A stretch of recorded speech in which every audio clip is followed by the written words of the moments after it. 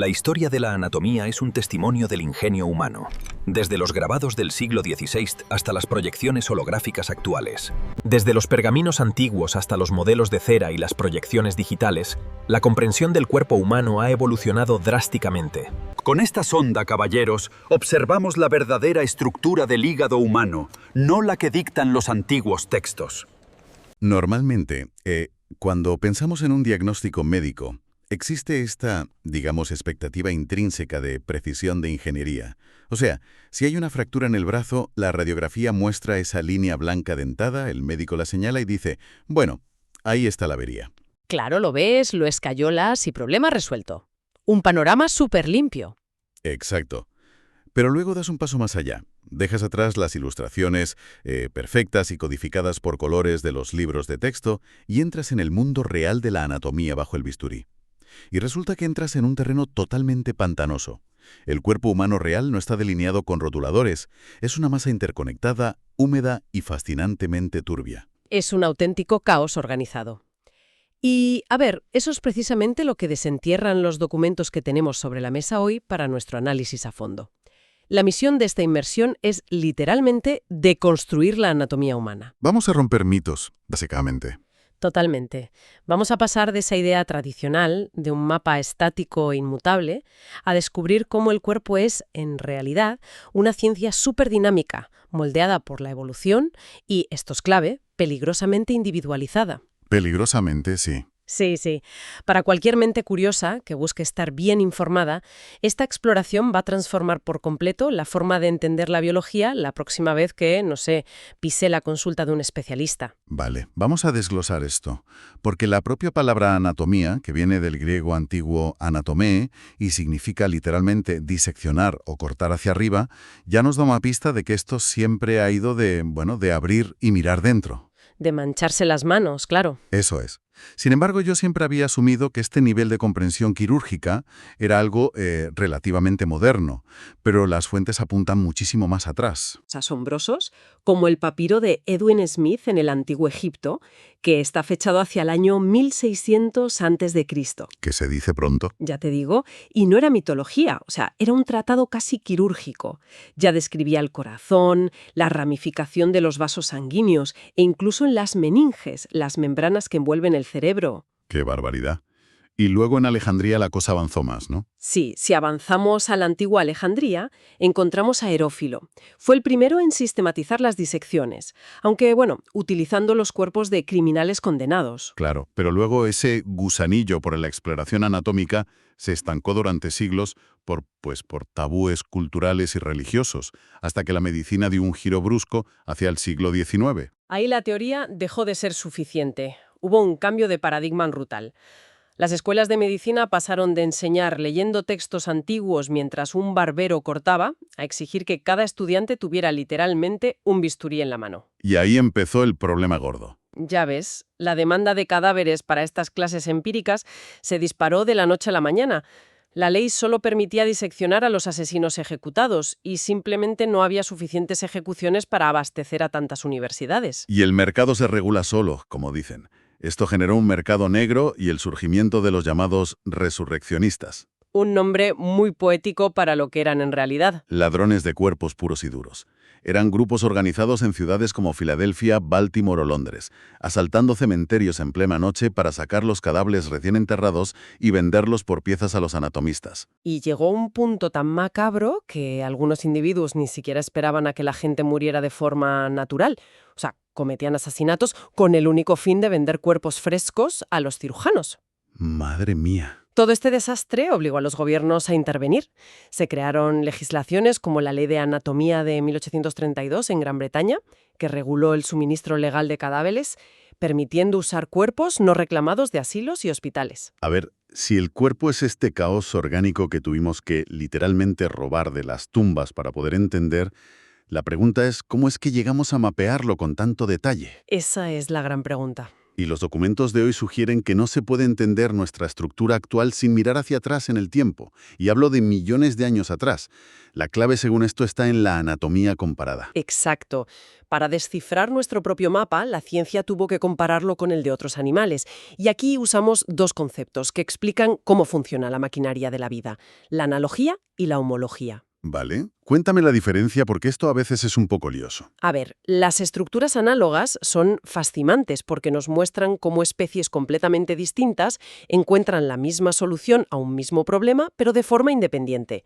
Pensemos en el ala de un pájaro y el ala de una mariposa. ¿Vale? Las dos sirven para volar. Claro, pero sus arquitecturas internas no tienen absolutamente nada que ver. Es como si, no sé, dos inventores distintos diseñaran un vehículo para moverse sobre la nieve. Uno inventa los esquís y el otro una moto de nieve. El propósito es el mismo, pero mecánicamente no comparten ninguna pieza original. Esa analogía es perfecta.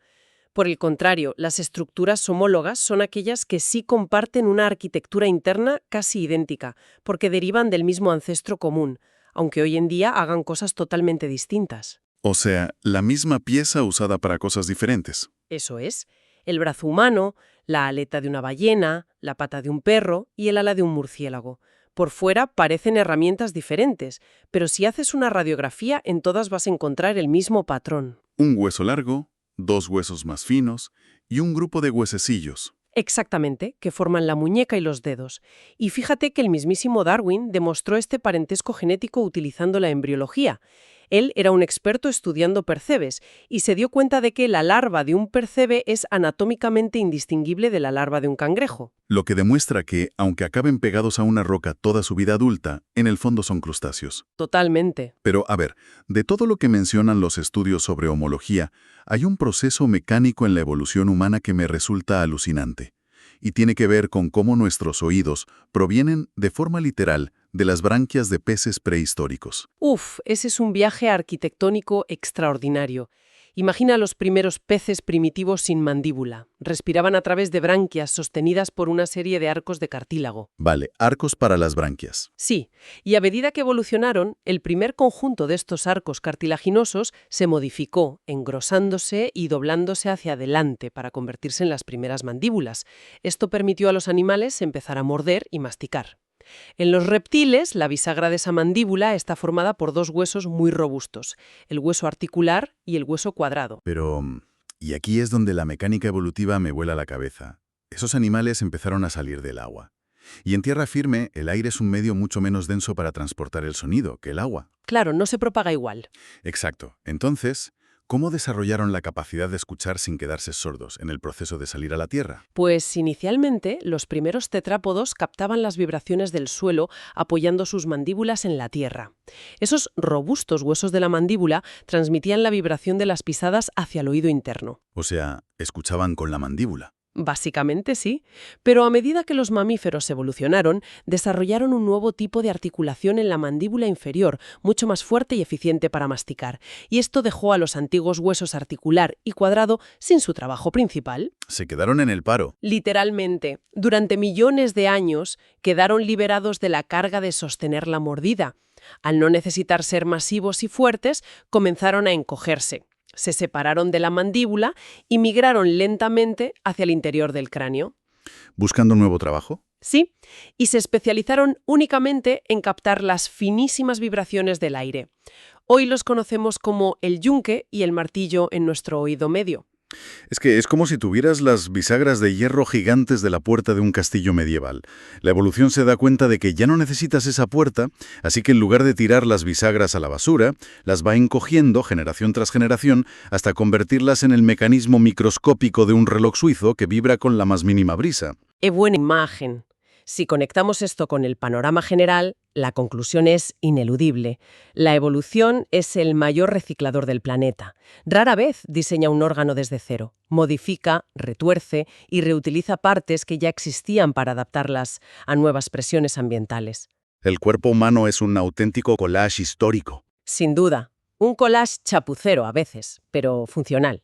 Y aquí es donde se pone realmente interesante la cosa. Si somos un collage caótico de partes recicladas, ¿cómo demonios hace un cirujano para saber dónde cortar sin causar un desastre? Porque para operar necesitas coordenadas precisas, necesitas un idioma universal. Claro, no puedes entrar a ciegas. La medicina tuvo que forzar un orden sobre ese caos biológico estableciendo unas reglas inquebrantables.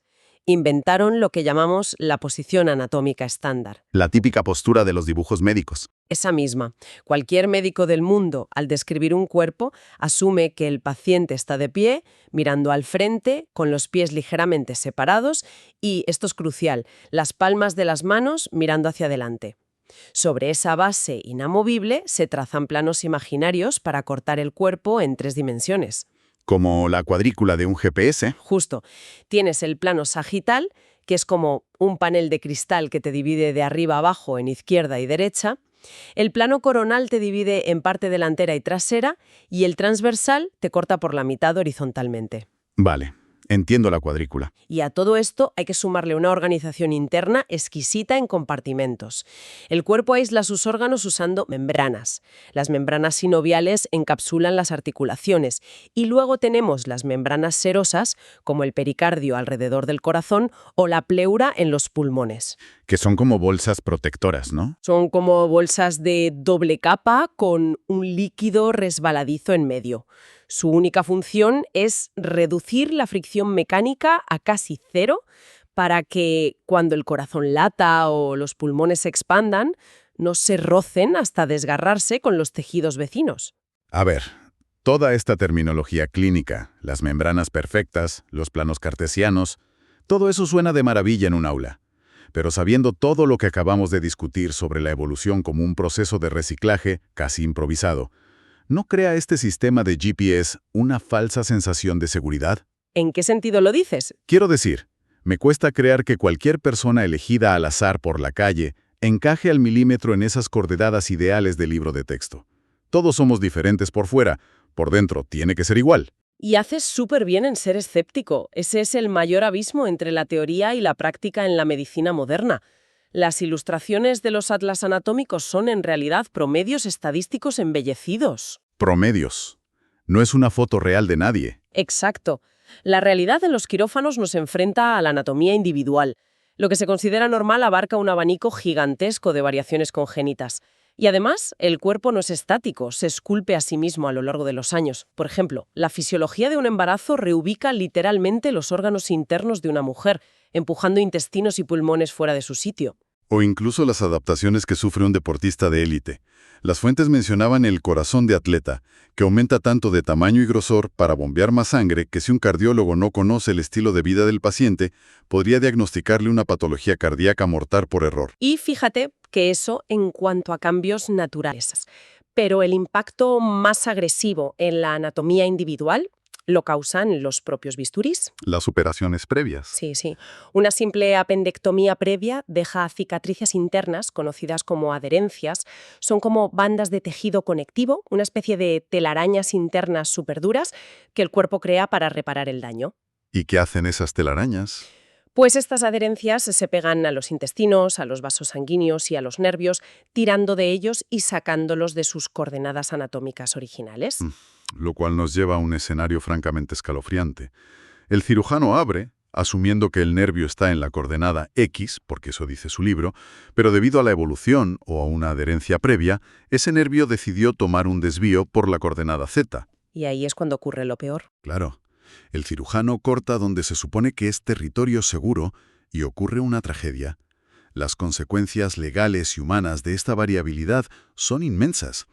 Y aquí es donde entra en juego una disciplina crítica de la que hablan los documentos, la anatomía clínica forense.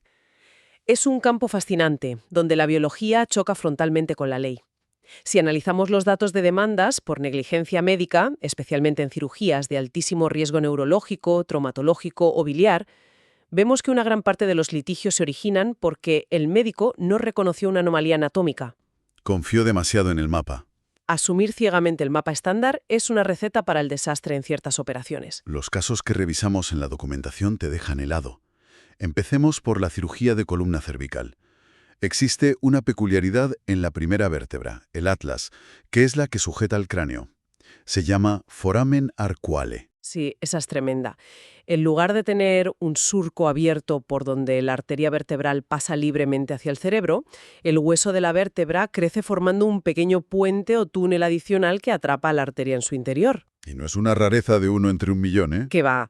Las autopsias muestran que casi el 9% de la población tiene este túnel completamente formado y más de un 13% lo tiene parcialmente. Estamos hablando de que casi una cuarta parte de la gente tiene alguna versión de esto oculto en su nuca. Si un cirujano no detecta este túnel de hueso extra en un escáner preoperatorio y procede a colocar un tornillo para fijar la vértebra siguiendo las guías estándar, el tornillo atraviesa el puente óseo y secciona la arteria vertebral. El resultado es catastrófico, hemorragia letal, y ocurre lo mismo en las cirugías de reemplazo de cadera. Ahí el protagonista es el nervio ciático, ¿verdad? El nervio ciático, el más grueso del cuerpo.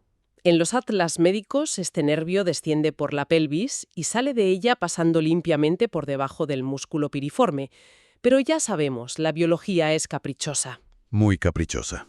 En casi el 15% de las personas, el nervio, o una rama grande de este, decide atravesar directamente por el medio de las fibras del músculo piriforme, no por debajo. ¡Qué peligro! Imagínate. Un abordaje quirúrgico rutinario que no prevea esta variante puede cortar el nervio y dejar la pierna del paciente con parálisis permanente. Hay otro ejemplo fascinante en cirugía abdominal general. Al extirpar la vesícula biliar mediante la laparoscopia, las ramificaciones de la arteria quística o del conducto biliar son diferentes al estándar en más de un 20% de los pacientes.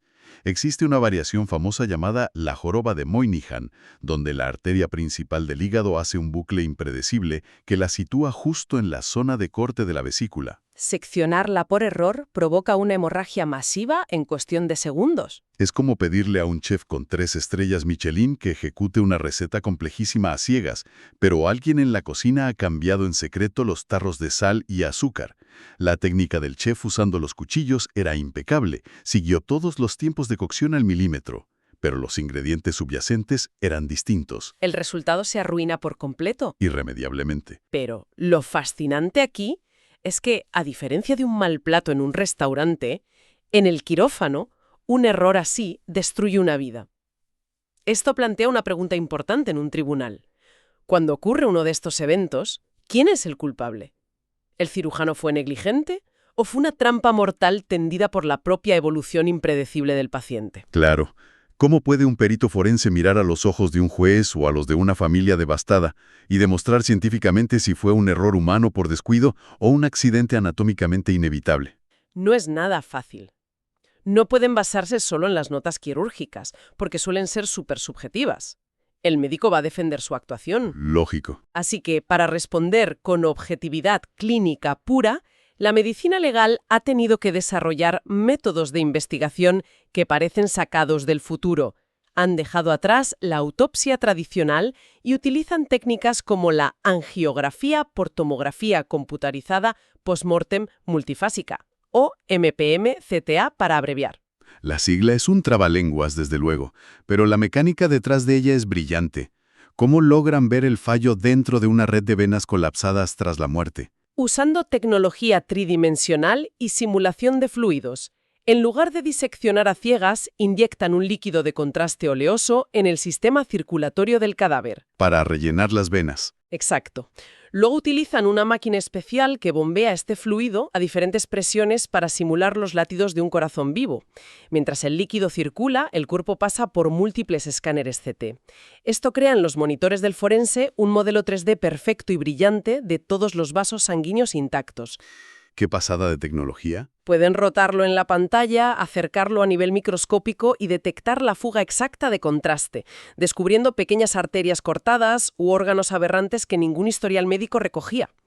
Al mapear la arquitectura real del individuo frente a donde se hizo la incisión, el perito demuestra objetivamente si la anatomía era tan anómala que no había forma humana de prever el accidente. O si, por el contrario, el cirujano ignoró señales obvias en las radiografías. Exacto. El forense no toma partido por nadie, ni juzga intenciones. Simplemente deja que la arquitectura interna del paciente cuente la historia final. Es un nivel de escrutinio impresionante y cierra el círculo de todo lo que hemos abordado hoy. Entonces, ¿qué significa todo esto?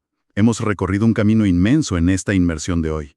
Comenzamos husmeando entre ladrones de tumbas que desenterraban cuerpos para las escuelas de medicina en el siglo XIX. Los famosos resurreccionistas. Esos mismos. Luego vimos la asombrosa maquinaria evolutiva que transformó las mandíbulas de peces primitivos en los delicados huesos de nuestros oídos, dándonos la capacidad de oír fuera del agua. Y acabamos de comprender cómo ese mapa idealizado de coordenadas médicas, con sus planos y membranas perfectas, se estrella a diario contra la dura realidad legal y forense de los quirófanos modernos. Lo que evidencia que la anatomía está muy lejos de ser, pues eso, una doctrina polvorienta que los estudiantes memorizan el primer año y luego olvidan. Es el lienzo vivo y cambiante sobre el que la medicina tiene que aprender a pintar todos los días. Para cualquier mente curiosa que busque comprender cómo funciona su propio envase, la conclusión de todas estas fuentes es súper clara. La medicina va de cabeza hacia un futuro de anatomía ultra personalizada. Nadie es un modelo de fábrica salido en serie. Nadie encaja al 100% en el libro. Celo. Cada persona lleva bajo la piel un documento histórico único, un registro minucioso de su genética, de adaptaciones de millones de años, de su estilo de vida y de las cicatrices de su propio viaje personal. Y este pensamiento, fíjate, nos arrastra hacia una última incógnita fascinante que dejó en el aire. Hemos dejado claro que el cuerpo humano se modifica ante las presiones ambientales. Hoy en día pasamos horas encorvados frente a pantallas, nuestras dietas son radicalmente distintas y alteramos nuestra estructura con implantes ortopédicos, válvulas artificiales y cirugías reconstructivas. Nos estamos tuneando constantemente. Totalmente. Sabiendo que seguimos en medio de ese flujo evolutivo, ¿cómo será el manual de anatomía estándar del ser humano dentro de, digamos, 1000 años? Una pregunta increíble. A medida que integramos tecnología en nuestros tejidos y el sedentarismo remodela nuestros huesos, los mapas anatómicos van a tener que reescribirse por completo. Es muy probable que los cirujanos del futuro miren nuestros escáneres tridimensionales actuales y los consideren tan rudimentarios y arcaicos como nosotros consideramos hoy a los ladrones de cadáveres iluminados por velas en los cementerios londinenses. La transformación no ha terminado ni mucho menos. Nos rompe por completo esa imagen reconfortante con la que empezamos. Queremos creer que somos máquinas estandarizadas y muy fáciles de reparar, con una simple radiografía o un escáner rápido. Pero la realidad es mucho más interesante. Somos maravillosamente inciertos, profundamente complejos y, sobre todo, obras maestras en constante progreso evolutivo. Una perspectiva inmejorable para poner punto y final a este análisis. Seguid alimentando esa curiosidad, siempre cuestionando lo que dais por sentado. Hasta la próxima exploración.